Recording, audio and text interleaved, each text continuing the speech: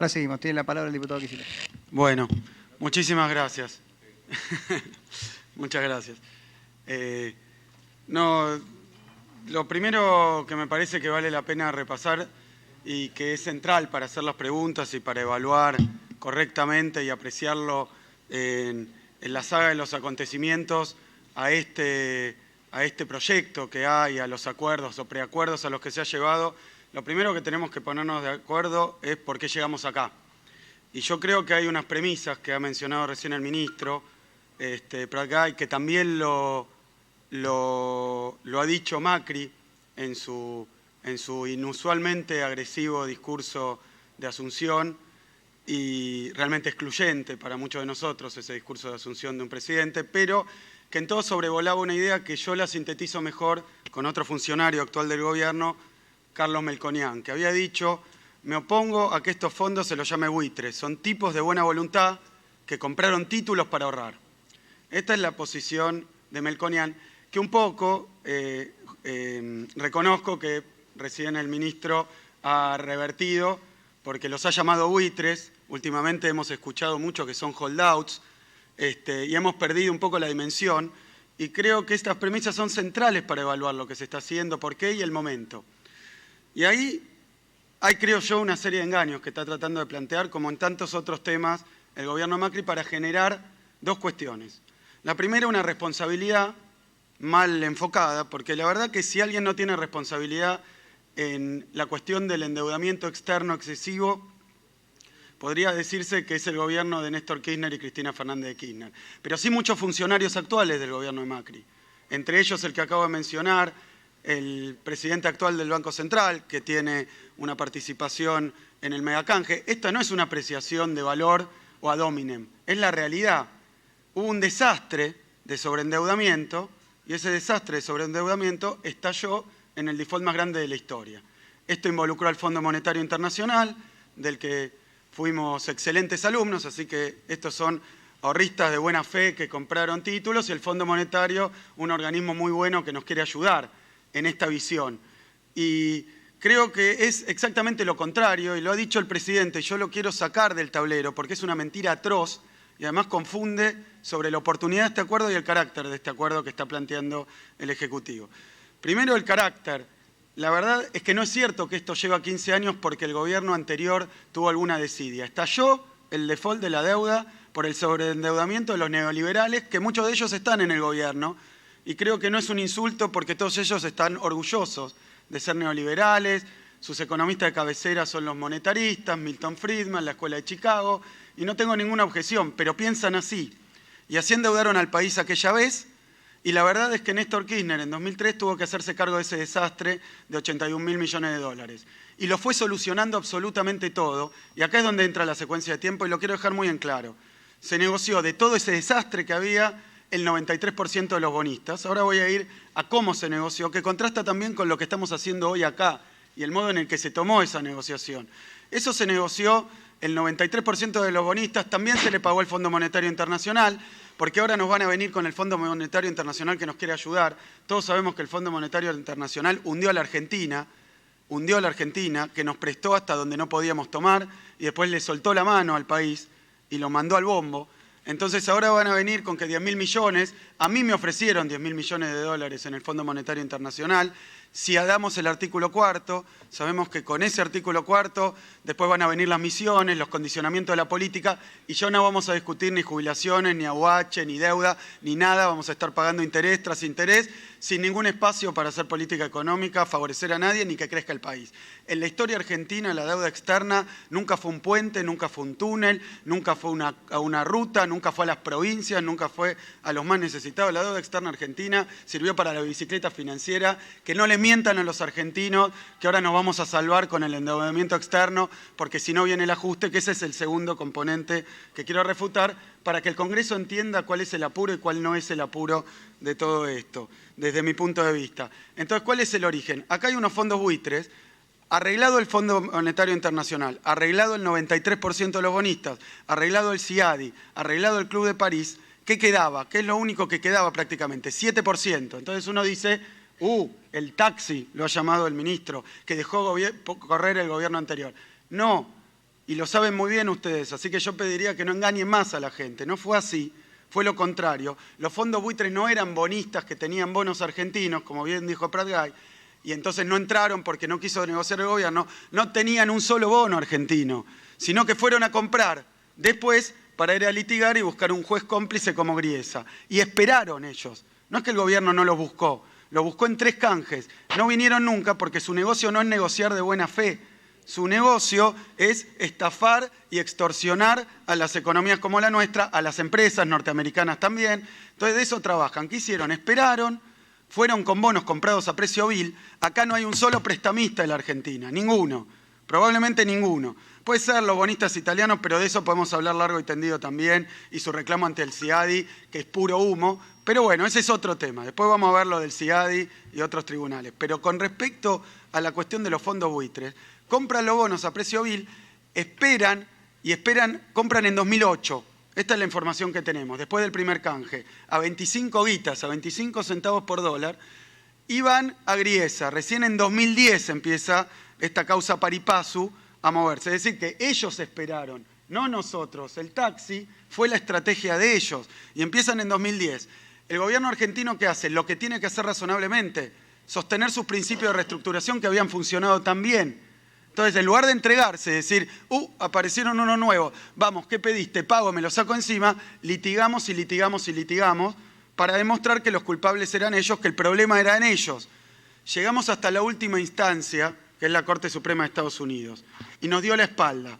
¿Contra la opinión de quién? De 2 premios Nobel, del Fondo Monetario Internacional, de todos los países emergentes, de todo el mundo. Es decir, que la sentencia pari passu fue un puñal por la espalda que generó un disturbio, un problema, tal como citaba Amado Boudou, en todo el sistema financiero internacional, y que todos le daban menos posibilidad de ocurrencia, mucho menos que lo que hoy tiene el problema de si el 93 viene a reclamar, que tiene algunos motivos. Estos no tenían nada, reescribieron una cláusula que está por todos lados, vinieron con eso junto con un juez y nos reclamaron una fortuna tremenda. ¿Cómo funcionó la negociación del 93%? Para que se entienda también cómo fue la exitosa reestructuración de la deuda argentina. ¿Por qué la llamo exitosa? Porque todavía se están quejando muchos de los bonistas de que Argentina sacó un buen arreglo. Busquen un solo bonista que diga: ganamos nosotros y perdió Argentina con el 93%. Ninguno. Yo leo todas las tapas de los diarios extranjeros diciendo ganó Singer. Y algo cambió en el modo de negociar. Algo cambió. Capitulamos. Nos entregamos a lo que nos pedían. Ahora voy a hacer alguna apreciación. No quiero ser con esto explosivo. Lo digo porque estuve en esa mesa y sí negociamos. Y sí negocié con el señor Newman, con el señor de Aurelius. No es eso. No es eso, ¿eh? No, que tampoco nos engañemos con eso. Entonces, mentira, no es que esperábamos, se dilató. Ellos esperaron, se apeló. Si no apelábamos teníamos serios problemas, incluso legales acá en la Argentina, porque eso no tenía posibilidad de ocurrencia, muy baja, todos los dictámenes decían, terminamos de apelar y esto estalla no hace 15 años que lo dejamos pendiente, sino porque ellos nunca iban a entrar a un canje. Porque si entraban al canje hubieran sacado los resultados de un canje. Pero esperaron la sentencia para poder extorsionar al país. Cuando la consiguen, en junio, julio, con esto de la Corte Suprema, empiezan a apretar que nos vamos al default. Esta historia es conocida, pero la borra el ministro y la borra Macri. Como diciendo, el gobierno no quiso, no. Había un quilombo así, perdónenme la palabra, de eso arreglamos todo, menos este pedacito, porque no querían arreglar. ¿Y qué querían? Esto que está pasando acá, que les pagáramos todo o todo con un descuentito. Eso es lo que querían, por eso esperaron, hasta acá nos llevaron. Pero ¿qué diferencia hay con la reestructuración de Kirchner? Que era mucho más complicada. Default más grande del mundo, 100%, ahí sí que no nos prestaba nadie. ¿Qué criterios usó el expresidente Kirchner? Bueno, 2 criterios, yo puedo nombrar los de las Naciones Unidas, porque usó esos criterios, sustentabilidad, usó el criterio de equidad, de legalidad, de razonabilidad.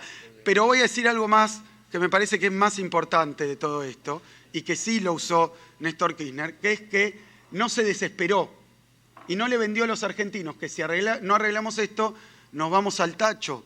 Porque si nosotros vamos a negociar con esa percepción social, estamos mintiendo por un lado, pero además vamos a negociar mal. Vamos a negociar mal. Y entonces, diputado Kicillof, le pido que dejemos las exposiciones y respetemos al... por respeto al resto de los Y entonces, diputados que están anotados, le pido por favor que formule la Lo pregunta. haré, Gracias. sin ninguna duda. Pero se ha mentido tanto sobre este tema que me permito además... Tenemos mucho tiempo para debatir en el Congreso. Ya me interrumpiste una vez. Por favor, no Axel, dos. por favor. Necesitamos que haga la pregunta para que el resto de los diputados puedan Entonces, primera mentira.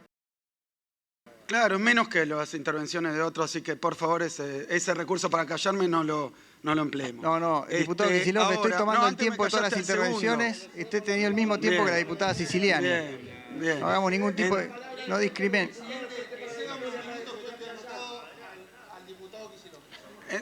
Entonces, Le pido que haga la pregunta, diputado. Entonces, ahí hay un engaño muy fuerte, no es así, esperaron, antes de la Rufo claramente no se podía hacer nada, y hasta que no aparecieran los Me Too tampoco se podía hacer nada, es decir que probablemente hace poco tiempo se han juntado dos condiciones perfectamente razonables para empezar a negociar con los fondos buitres. Que quiero aclarar la otra mentira al respecto, que no es que nosotros no queríamos o no negociamos con los fondos buitres. Aún en esas condiciones de una estafa garrafal, nos sentamos con los fondos buitres. ¿Qué problema hay? Para negociar bien hay que dar tiempo y hay que cumplir la palabra. Hay que darse el tiempo y cumplir la palabra. La ley Cerrojo es la palabra de Argentina. La ley Cerrojo es lo que permitió que el 93% aceptara el acuerdo de la Argentina para que Argentina pudiera seguir creciendo. Si nosotros levantamos la ley Cerrojo y pagamos más o menos lo que quieren, obviamente es muy sencillo.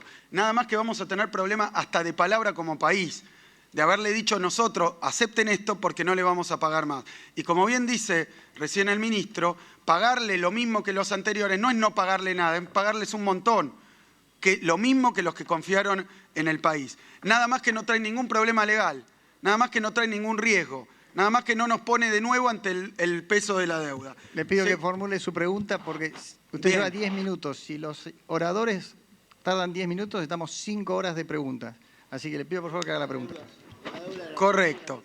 Entonces, si lo quieren despachar rápido el asunto. Entonces, yo quiero... Queremos saber cuál es la pregunta, así Claro, aprovechamos al ministro. Sí, ahí termino. Por eso, entonces que no me interrumpan. Eso es lo que digo. Que no me interrumpan. Entonces, el punto siguiente es esto del apuro por cerrar este asunto para contraer más deuda. No solo por cerrarlo, sino para contraer más deuda. Y he escuchado de boca de Pratgate, y acá hay una pregunta, una suerte de algo que yo también entendería como una especie de, no sé si extorsión es la palabra, pero una especie de presión sobre quienes aquí estábamos, la sociedad en general, que es esta idea de resolvamos esto, salimos a financiarnos afuera para evitar el ajuste. Es como que nos están diciendo, muchachos, voten, aprueben, entonces lo de los buitres sale, les pagamos esta negociación, que yo entiendo que no es buena, y entiendo que no es buena, tampoco le voy a responsabilizar completamente a los negociadores. Le ha puesto el presidente Macri un apuro tremendo, y negociar con los que hay del otro lado con apuro va a salir mal, no hay ese apuro. Si ustedes quieren negociar en 2 meses, dicen que 15 los tomaron por la confidencialidad, les habrá quedado 1 mes y medio, es complicado. Pero entonces, lo que yo digo es, la pregunta es la siguiente. Ustedes dicen que a partir de negociar con los buitres se van a conseguir fondos en dólares y que entonces no van a hacer un ajuste que si no harían. Pero, ¿por qué quieren hacer ese ajuste? Teóricamente porque si no hay que emitir pesos, teóricamente. Ahora, cuando lleguen los dólares, ¿le van a dar los dólares a los gobernadores o pesos? Van a emitir los mismos pesos si no hacen el ajuste. Es otra mentira. No es verdad que esto es para evitar el ajuste porque no hay pesos. Van a traer dólares, si es cierto que van a hacer esto, y van a darle pesos. Con lo cual, el grado de emisión para sostener el gasto, le pregunto si no es el mismo al final, y si la emisión neta no es igual si no hacen el ajuste. Entonces, yo no sé si el ajuste está vinculado con el endeudamiento. Esa es la primera pregunta. La segunda pregunta, que me parece que también es muy concreto, pero denuncio esta trampa de que si no lo hacemos bajo extorsión, de que si no hay ajuste y hay desastre económico, entonces nosotros vamos a tener todos esos problemas, así que hay que apurarse rapidito y firmar. Yo creo que la otra pregunta tiene que ver con Naciones Unidas, porque ustedes dicen, estamos colgados del mundo, yo me he presentado al G20. En el G20, en los comunicados del G20, ministro, figura el tema buitres. Las Naciones Unidas se empezó a encargar del tema buitre. Ahí hay un conflicto que nunca lo hemos ocultado.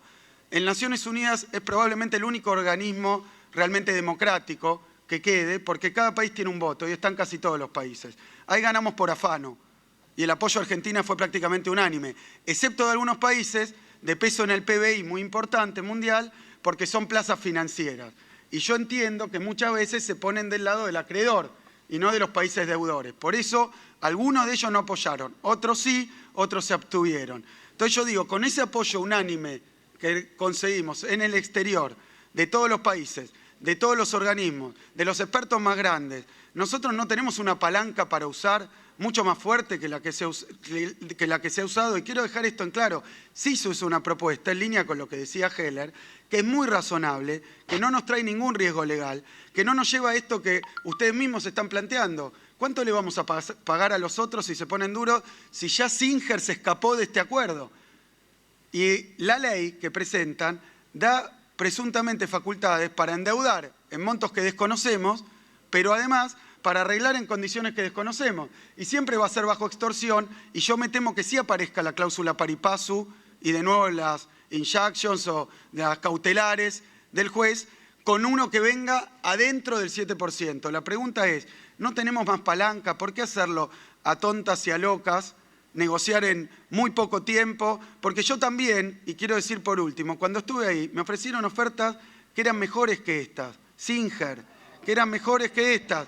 La vine a decir acá, en ese momento, busquen las declaraciones, yo dije, ofrecieron un descuento, yo estoy dispuesto a discutir si pagar o no pagar en bonos, porque el caso Repsol, por ejemplo, se saldó en bonos, pero el aumento no fue para ellos, sino que se tomó un promedio de cotización. Es muy fácil, eso es una cosa que se puede arreglar técnicamente si uno tiene pericia. Y acá se mete, y la última pregunta, los bancos. Vamos a tomar 20.000, 15.000 millones de dólares con bancos extranjeros, con condiciones de bancos extranjeros, con un pool de bancos extranjeros que han sido los que han prestado plata a Argentina tan generosamente y nos llevaron a este lío, porque ellos estaban del otro lado muchas veces, pero le vamos a prestar, y esas condiciones en las que le vamos a prestar, esas comisiones que le vamos a prestar, que nos van a cobrar, me parece que se están tratando de camuflar como si fuera una ventaja cuando no lo son.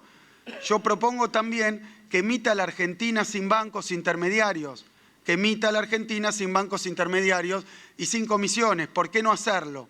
Se puede hacer perfectamente, nos ahorramos ese lío, nos ahorramos la ganancia de los bonos. Pagar en efectivo no es una ventaja, es algo que ellos también querían. Y repito, sí nos ofrecieron mejores tratos, lo que pasa es que no estábamos con este apuro imperioso por cerrar un acuerdo. Negociar con ese apuro, ya está.